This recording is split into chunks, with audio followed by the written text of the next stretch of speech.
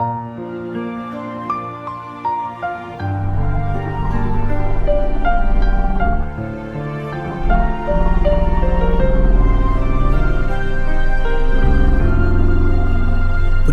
លើងរាត្រី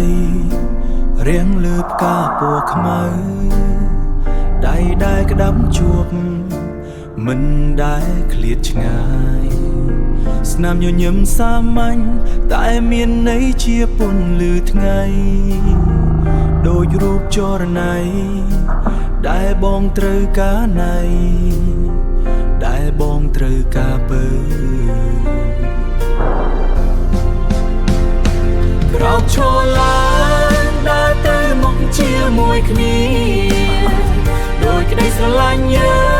ងផ្ដើមចេញពីបេះដូងស្រស់ស្រាយដូចការស្បៃរឿងក្រោមពន្លឺភ្លើងអូននឹងបងស្រឡាញ់គ្នាអស់មួយជីវិត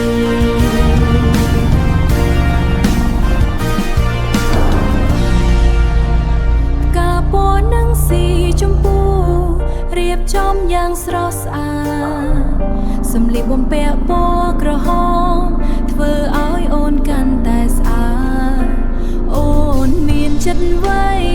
ឆ្លាតនិងចិត្តស្មោះសរតែងឈរក្បែរបងមិនឃ្លាត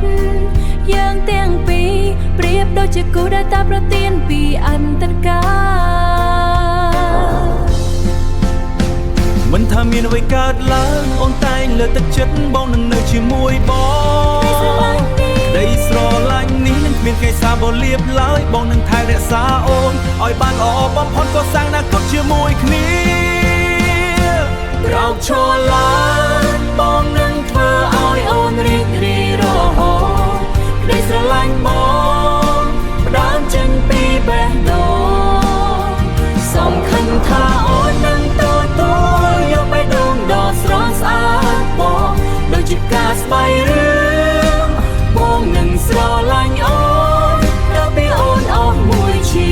វិតស្រឡាញ់បងអត់បងស្រឡាញ់ខ្លាំងណាស់ស្នេហ៍